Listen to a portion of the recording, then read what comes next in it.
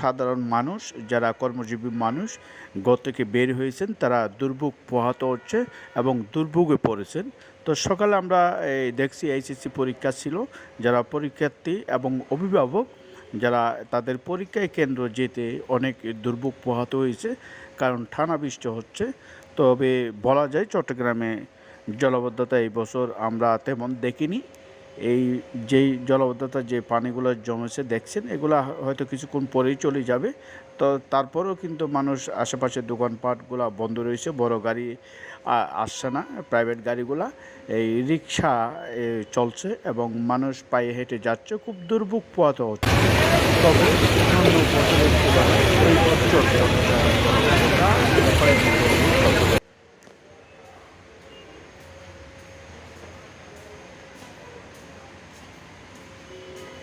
দেখুন, অনেক দোকানপাট বন্ধ রয়েছে আমরা দেখতে পাচ্ছি, কারণ জলাবদ্ধতার কারণে দোকানপাট খুলতে পারেনি, সাধারণ মানুষ দুর্ভোগে পড়েছে।